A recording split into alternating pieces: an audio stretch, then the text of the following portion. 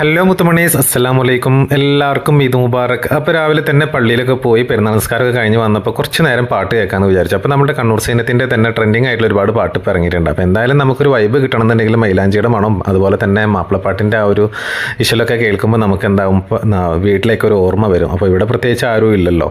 അപ്പോൾ നമ്മൾ ഒറ്റക്കാകുമ്പോൾ ആ ഒരു ഓർമ്മകളിലേക്ക് എത്താൻ വേണ്ടിയിട്ടാണ് ഒരു ചായ ഉണ്ടാക്കി അത് കുടിക്കുന്ന സമയത്ത് നമ്മൾ പാട്ട് കേൾക്കാനായിട്ട് വന്നിരുന്നു. പിന്നെ നമുക്കിന്ന് 2 ഗസ്റ്റ് ഉണ്ട്. അഭിലാഷും അപർണേൻ്റെ കൂടെ വർക്ക് ചെയ്യുന്നവരാട്ടോ. അപ്പോൾ അവർ വരുന്നുണ്ടെന്ന് പറഞ്ഞു.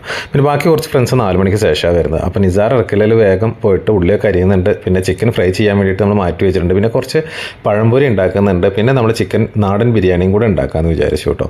നമ്മൾ ചിക്കനൊക്കെ എയർ ഫ്രയറിലാണ് ഫ്രൈ ചെയ്തെടുക്കുന്നത് കേട്ടോ. അങ്ങനെ ഏകദേശം ഒരു 12:30 മണിയാകുമ്പോഴത്തേക്ക് അവരെത്തി കേട്ടോ. അവരെത്തി കഴിഞ്ഞപ്പോൾ പിന്നെ നമ്മൾ അങ്ങോട്ടും ഇങ്ങോട്ടും എന്താ പറയുക, ഈദ് മുബാറക്കൊക്കെ കൈമാറി. പിന്നെ വന്ന ഉടനെ തന്നെ കുറച്ച് പഴംപൊരിയൊക്കെ കൊടുത്തു, കുടിക്കാൻ വെള്ളമൊക്കെ കൊടുത്തു. അത് കഴിഞ്ഞതിന് ശേഷം നമ്മൾ ഏകദേശം ഒരു 1:30 മണിയാകുമ്പോഴത്തേക്ക് നമ്മൾ ചോറൊക്കെ വിളമ്പിട്ടാ. നല്ല കിടക്കാച്ചി നാടൻ ബിരിയാണിയായിരുന്നു. നല്ല ജീരകശാല റൈസിൻ്റെ നല്ല ബിരിയാണിയും കൂടെ റൈത്തയും അതുപോലെ തന്നെ നമ്മുടെ നാടൻ ചമ്മന്തിയും പപ്പടമൊക്കെ കൂട്ടി കൂടെ ഒരു ചിക്കൻ ഫ്രൈയും കൂടെ ഉണ്ടായിരുന്നു കേട്ടോ. പിന്നെ അതൊക്കെ കഴിഞ്ഞതിന് ശേഷം കുറച്ച് നേരമൊക്കെ ഇങ്ങനെ ഇരുന്നതിന് ശേഷം നമ്മൾ നമ്മുടെ ഹാംസ്റ്റർ കുട്ടനെ ഒന്ന് പുറത്തേക്കാക്കി. കാരണം നമ്മുടെ ഹാംസ്റ്റർ കുട്ടനും പെരുന്നാൾ ആഘോഷിക്കണ്ടേ.